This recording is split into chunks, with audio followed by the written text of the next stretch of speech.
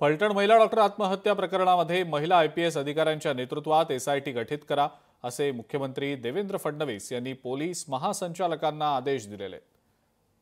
त्यामुळे आता SIT या सगळ्या संदर्भातल्या बाबींचा तपास करेल, चौकशी करेल, तसे आदेशच आता मुख्यमंत्र्यांनी पोलीस महासंचालकांना दिलेले आहेत।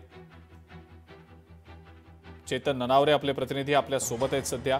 चेतन, SITच्या माध्यमातून फलटण डॉक्टर महिला आत्महत्या प्रकरणाची चौकशी व्हावी अशी मागणी होत होती आणि आता स्वतः मुख्यमंत्र्यांनी तसे आदेशही पोलीस महासंचालकांना दिल्याचं समजतंय। काय अपडेट आहे या संदर्भात?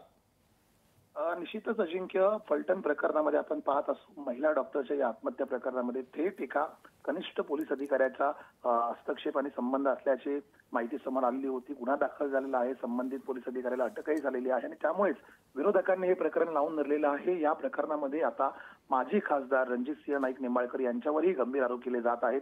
जरी आपला या प्रकरणाशी संबंध नसला तरी आपण चौकशीला सामोरे जाण्यास तयार असल्याचं निंबाळकर यांनी याआधी स्पष्ट केलं होतं आणि म्हणूनच आता मुख्यमंत्र्यांनी या प्रकरणाची निष्पक्ष चौकशी व्हावी म्हणून पोलीस महासंचालक रश्मी शुक्ला यांना या प्रकरणामध्ये एका महिला पोलीस अधिकाऱ्याच्या IPS अधिकाऱ्याच्या अंतर्गत SIT गठीत करण्याचे आदेश दिलेले आहेत। त्यामुळे तात्काळ आता या प्रकरणाचा संपूर्ण तपास आहे तो SIT कडून होणार आहे।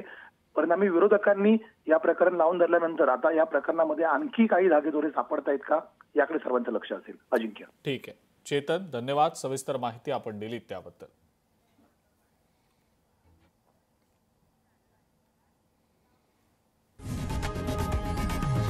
लोकशाही मराठी ऐका, पहा, जागरूक रहा।